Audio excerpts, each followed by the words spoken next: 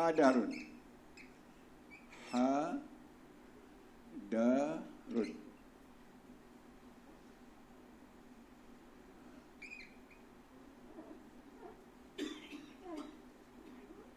Hadarun. Ini kena mendalami ilmu tajwid ni. Hadarun ni satu speed bacaan. Yang pertama ni apa? Tartil bacaan cermat. Cermat. Tadwir bacaan sederhana.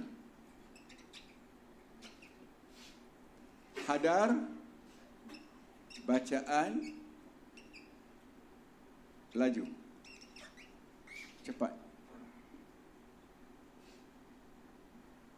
atau cepat.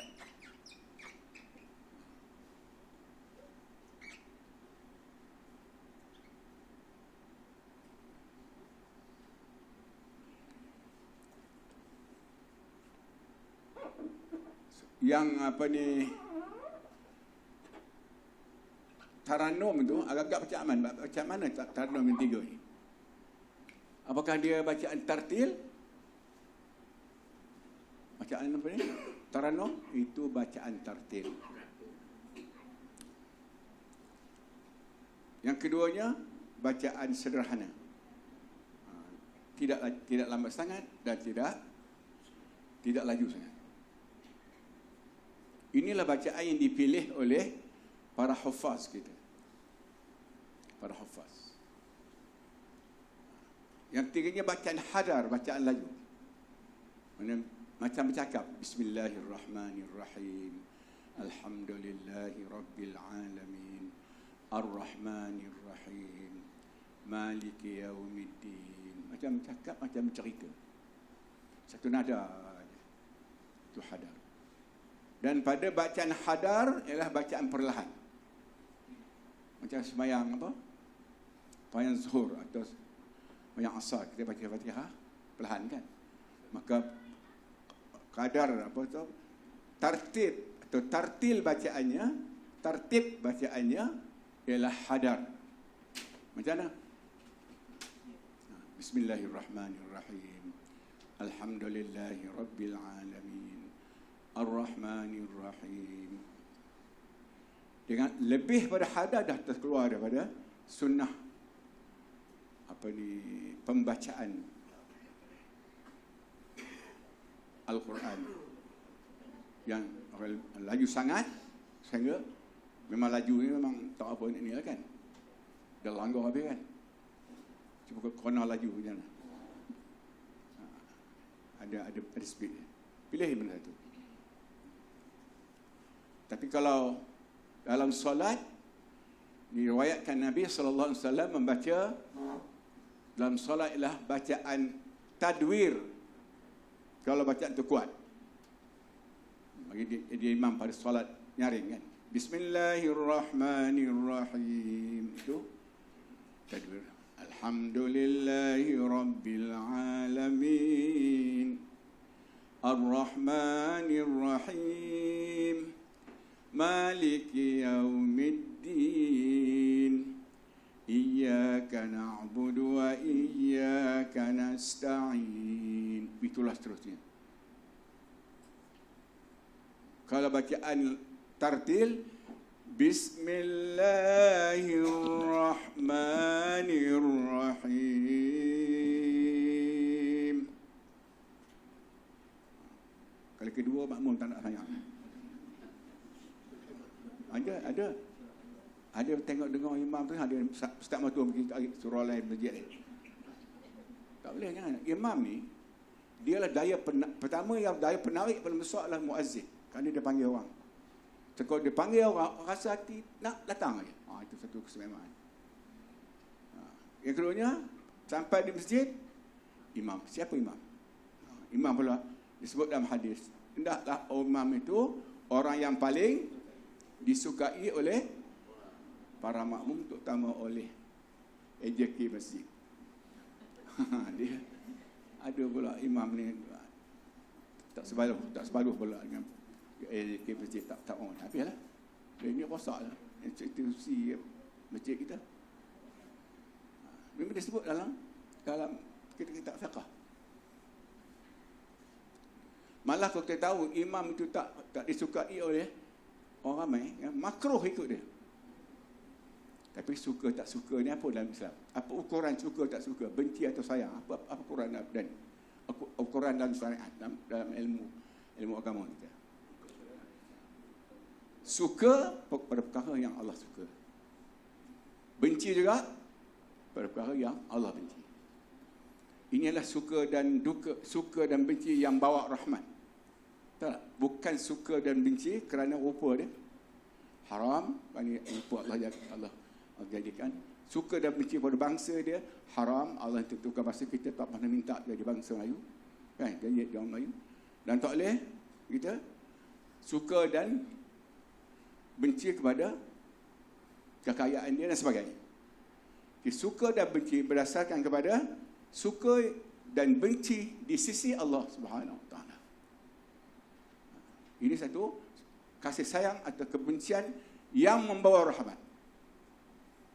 Mungkin orang tu pada pagi tadi, terus malam dia buat satu yang Allah benci. Kita tak setuju dengan dia. Kita tak suka dengan perbuatan itu. Kerana pada hari ini kita tengok dia buat benda yang lebih tukar. Dia tinggalkan benda itu yang Allah benci itu, dia buat benda Allah yang kasih. Maka ketika itu kita wajib pula hilangkan atau benamkan, hilangkan kebencian kita yang dulu, kita tanam pula dengan kasih sayang kepadanya. Inilah yang katakan kasih sayang dan benci membawa kepada rahmat, tidak membawa kepada bencana, tidak membawa kepada kezaliman. Kalau kita benci kerana bangsa dia, sampai bila-bila. Ini yang kata orang Melayu ni 7 keturunan. Mahsuri kononnya. Aku laknat apa di pulau dia 7 keturunan kan. Ini satu kasih sayang yang berdasarkan kepada nafsu. Kasih sayang ni ada pula bahasa apa? Nafsu berdasar kepada naluri, berdasar kepada syaitan. Tapi kasih sayang berdasarkan kepada Allah Subhanahu Wa Taala. Kita kasihkan seorang kerana ia buat apa yang Allah kasih, dan kita benci juga kepada seorang berdasarkan apa yang Allah benci. Oh, selamat dunia akhirat. Dan kasih dan sayang atau benci dan kasih yang berdasar kepada iman ini, itu kasih dan benci berdasar kepada iman. Kerana benci dan kasih ini memang sifat kita. Tak boleh nak dielak. So itu satu naluri kita. Ada perasaan suka, ada perasaan tak suka. Maka salurkan dengan betul. Semua sifat yang Allah beri ini ada saluran dia. Ada kegunaan dia. Kita bakhil, ada guna dia. Pemurah, ada guna dia. Maka kita betulkan guna bakhil, guna pemurah. Pemurah pada apa yang Allah suruh, pemurah itu pada jalan Allah, dan bakhil pada apa kerja yang bercanggah dengan hukum Allah. Maka benci dan kasih tadi, pemurah dan bakhil itu akan mendapat pahala di sisi Allah Subhanahu Wa Taala.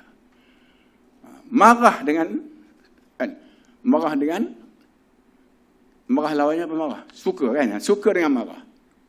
Suka tu naluri manusia, marah pun naluri manusia. Maka kita suka pada apa yang Allah suka, yang dibuat oleh seorang, dan kita marah pula pada seorang itu berdasarkan apa yang dia buat yang diberkai oleh Allah Subhanahu Wa Taala. Maka baru selamat kita punya naluri yang Allah beri, naluri manusia yang Allah beri itu akan selamat kalau kita ikut cara gunanya betul.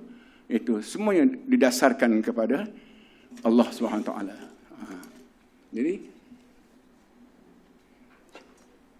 di mana kita ni ya? Buat nak malu. Nanti. Yang ni satu perkara yang tidak cuma bacaan. 3 speed bacaan ni dibaca secara pilihan. Maksudnya kalau kita baca, kalau kita pilih pada bacaan pertama tartil, baca sampai tartil. Sampai awal sampai akhir tartil. Kalau kita pilih tadbir, dari awal sampai akhir tadbir. Itu hadar. Tak boleh campur aduk. Ada ulama katakan haram. Atau ayat kita baca Bismillahirrahmanirrahim. Alhamdulillahi rabbil alamin. Ar-Rahmanir Rahim. Maliki Yaumiddin. Dia buat itu kan? Tak boleh. Siapa aduk ni dia tak elok, dia canggung, dia tak rosak dia punya apa? Susunan tu. Yang mana kita nak baca sama ada tartil, tadwir, hadar, terpulang pada kita. Tapi jangan campur aduk. Baik, mana kita ni? Ini ya?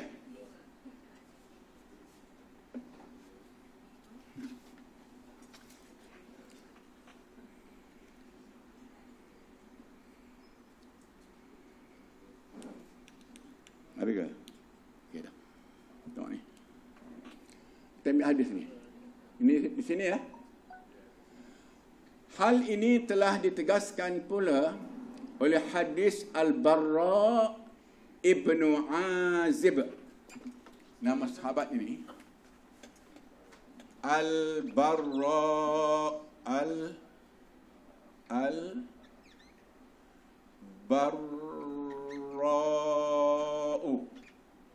bin Azib alif Aziban. Ini seorang daripada nama para sahabat yang amat terkenal. Nama mereka ini dalam hadis-hadis yang mengenai dengan solat. Dan seperti mana mungkin saya dah cerita dulu, dalam bab solat ni ya, 70% yang berpunca daripada penceritaan sahabat. Hadis itu percakapan Nabi kan. Nabi cakap begini, itu hadis dalam bab percakapan. Tapi hadis ada perkara yang Nabi tak cakap tapi dia ambil buat. Dia tak cakap, tapi Nabi buat. Maka sahabat kita, kami lihat, jadi kami ingat. Kami lihat Rasulullah buat begini. Itu juga dikatakan hadis, walaupun Rasulullah tak bercakap, tapi bercerita tentang perbuatan Rasulullah SAW. Maka sebab itu hadis ada 3. Satu, hadis percakapan. Innamal a'malu binniyat. Amal itu sah dengan niat. Dan ada hadis Nabi tak cakap, tapi sahabat cerita, aku nampak Rasulullah angkat tangan begini. Itu hadis Nabi. Yang tiganya adalah satu perkara yang berlaku di hadapan Nabi atau di belakang Nabi. Nabi tengok, Nabi tak buat, Nabi tak suruh kan. Okey, itu dia katakan hadis juga dan dimasukkan di dalam kalau kita sebut sebagai hadis yang berdasarkan kepada takrir Rasulullah. Rasulullah dia lihat sesuatu, dia tak cakap pun, dia tengok saja. Maka itu artinya boleh, kerana Nabi tidak akan berdiam diri dalam perkara yang bercanggah dengan hukum Allah SWT. Jadi sunnah sama lah. Hadis atau sunnah sama. Hadis atau sunnah berdasarkan pada 3 perkara. Pertama, cakapan Nabi, perintah Nabi dengan lisan dia. Yang keduanya, perbuatan Nabi. Nabi tak suruh tapi Nabi buat. Dan tiganya ialah takrir. Rasulullah lihat apa benda yang berlaku depan dia, ataupun dia tak lihat tapi diceritakan Rasulullah seorang buat begini, Rasulullah diam ni, no comment gitu kan. Mana itu juga adalah hadis. Jadi tengok tadi Al-Barra, hadis Al-Barra, hadis tu maksudnya apa tu? Hadis lah kan. Al-Barra daripada sahabat yang bernama Al-Barra. Patutnya hadis tu pada biasanya hadis Nabi kan. Daripada Nabi, tapi ini hadis daripada Al-Barra. Maksudnya hadis itu diceritakan oleh Al-Barra. Cerita apa? Cerita yang apa yang Nabi buat. Maka ini juga adalah hadis. Maka ini lebih kuat pada aku lihat Nabi buat begini. Itu aku lihat. Aku seorang kan. Kepada kami ramai. Maka hadis ramai ini dia katakan sebagai hadis mutawatir. Hadis yang kuat. Terutama sampai kepada 40 orang. Nabi bersabda kepada 40 orang ataupun sahabat 4 orang, 40 orang bercerita tentang sesuatu daripada hadis Nabi, maka itu hadis yang paling kuat. Kerana 40 orang para sahabat, takkanlah mereka nak berbohong kan. Semuanya adalah sahabat Nabi yang terbilang, yang amanah, yang menyatakan apa yang disampaikan oleh Nabi SAW. Dan sahabat ada merupakan jasa mereka sangat besar kepada umat Islam dan pahala mereka sampai hari kiamat. Apa yang kita baca hari ini semuanya ambil para sahabat. Rasulullah bersabda pada sahabat itu saja. Sahabatlah menyampaikan Islam, mengembangkan Islam, melebarkan Islam, meluaskan Islam sepanjang masa, sepanjang apa? Keadaan. Sehingga Nabi kata, Nabi sebut dalam sebuah hadis, la yuballighu hadha ad-din ma balagha al-lail wan nahar. Agama yang kau bawa ini akan sampai ke serata tempat yang sebagaimana sampainya siang dan malam seluruh alam. Mana tempat yang tak sampai siang, mana tempat yang tak sampai malam. Itulah hadis itu akan sampai ke seluruh alam, di mana sampai siang dan malam. Hadis itu akan sampai. Siapa penyampainya? Bermula pada para sahabat. Para sahabat, dia punya apa? Masa mereka ini adalah 300 tahun selepas Rasulullah wafat. Itu zaman sahabat. Mereka lah mengembangkan Islam sehingga Islam berkembang ke seluruh dunia. Berkembang ke seluruh dunia. Kalau zaman Rasulullah berkembang di sekitar kepulauan Arab saja, semenanjung Arab. Tapi lepas itu, maka para sahabat menyampaikan Islam secara berluas dan agama Islam dianuti oleh semua bangsa. Dan pendakwah-pendakwah ini juga terdiri daripada pendakwah-pendakwah daripada berbagai-bagai bangsa. Tak apa, guna kita tentang perkembangan itu. Jadi, hadis ini dikatanya, kunna khalfan nabiyyi sallallahu alaihi wasallam. Ini adalah satu perkataan yang dalamnya adalah doakan Nabi, salawatkan Nabi sallallahu alaihi wasallam. Ini dia ni, ini bawah ni. Namanya fakana izan hatta. Cuba letak ni atas ta tu ada sabdu. Izan alif zal alif, kemudian nun mati, lepas tu ada nun mati. Jadi izan hatta, ha dan ta atas. Hatta min qiyamihi lis-sujudi la yuhni. Lis-sujudi tak ke bawah ni. Dia punya apa? Ni. Atau ke atas sikit. Lis-sujudi la yuhni ahadun. Ni ahadun bagi dua. Bukan dua. Ahadun minna zahrahu. Hatta. Ini hak. Ha yang panjang sangat. Bawah sini lepas ha tu ada ta. Bagi dua. Titik dua. Hatta. Patutnya ini patut bawah dia bagi duduk sini. Atau bawah ni, tapi dah sampai ke atas pula kan. Hatta yada'an nabiyyu sallallahu alaihi wasallam jabhatahu 'ala al-ardi. Patut bagi dot di sini patutnya. Dah lari kemari ya. 'Ala al-ardi fakana ashabu ha ni patut bagi atas patut sini bagi ha.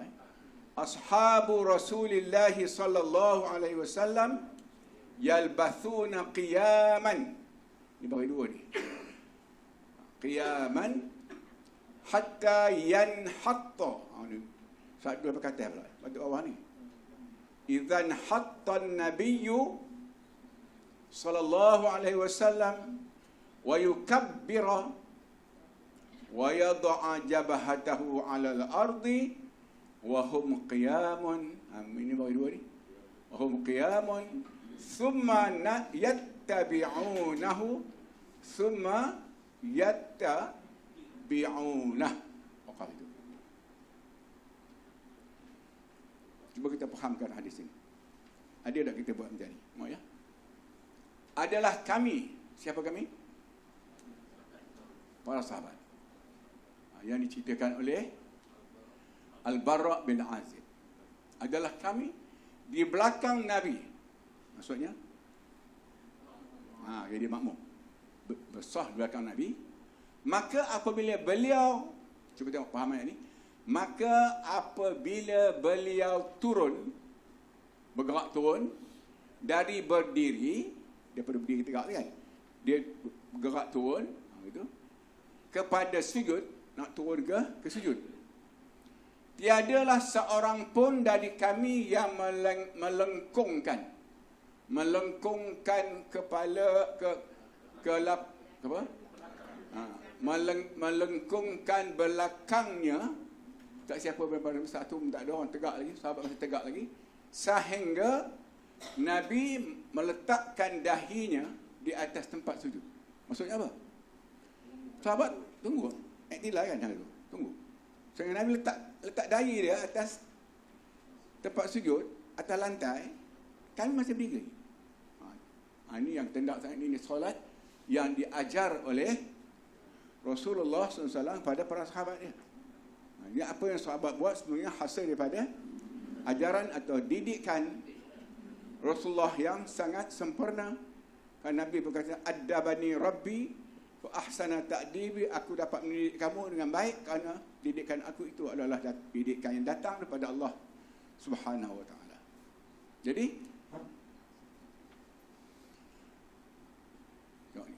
tiadalah seorang pun dari kami yang melengkungkan belakangnya sehingga Nabi meletakkan dahinya di atas tempat sujud. Bukan turun tu sampai letak dahi atas tempat sujud. Adalah sahabat-sahabat Rasulullah. Mereka lah yang sahabat kami itu terus saja berdiri hingga Nabi turun. Berdiri sehingga Nabi turun, bertakbir, berturun sambil bertakbir. Ya, Nabi gerak turun, Allah. Itu satu hal ya. Mesti sama gerak dengan takbir. Dan meletakkan dahinya atas tempat sujud. Dah sampai dari atas tempat sujud, sedang mereka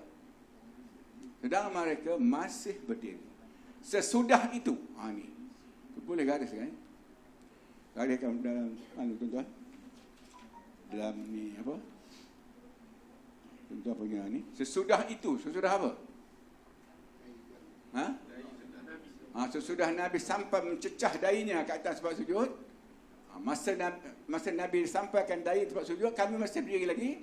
Sesudah itu, selepas Nabi sampaikan dahi di atas tempat sujud, baharulah mereka mengikutinya.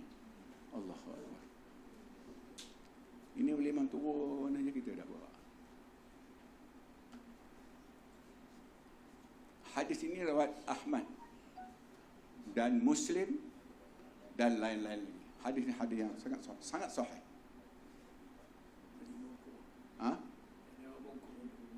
Macam mana? Imam turun, kan? Turun. Patut. Cuba ada sejarah tak ada? Tak ada. Tak apalah. Saya nak tunjukkan macam mana. Ada sejarah? Masa siapa seorang nak? Siapa seorang mai? Tak ada. Benda ni kalau tak ditunjuk, macam-macam gambaran kepala ni.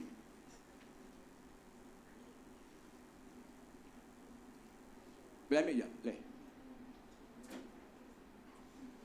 Nak tunjuk? Syamsuddin mai. Saya buat, ni kerja imam je.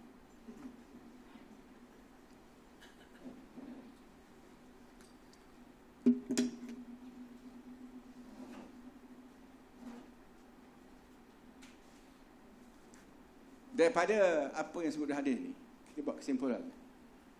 Cuma kesimpulan dia. Nabi bergerak, sahabat diam. Imam bergerak, kita diam. Imam diam, baru kita bergerak. Itu formula dia. Nabi sedang turun, bergerak kan? Imam lah sedang bergerak turun. Kita jangan bergerak. Tak boleh pergerakan sama dengan imam.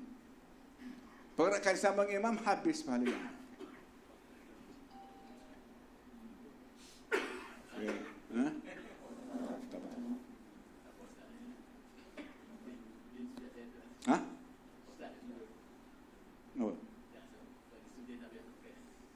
Tak, saya okay.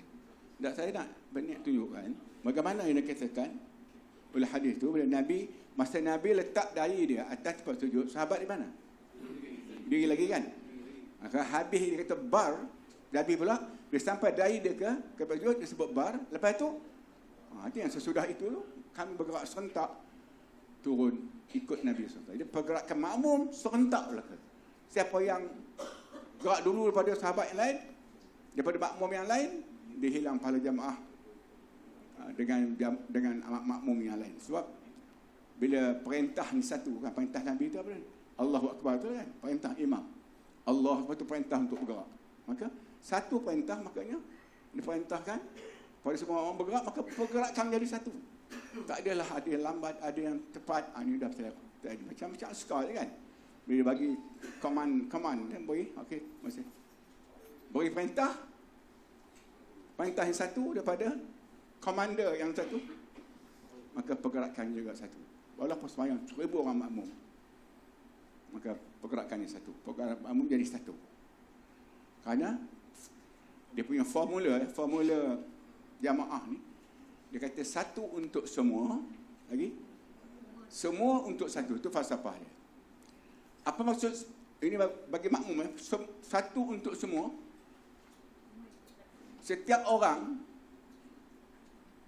dia menyesuaikan diri dengan yang lain.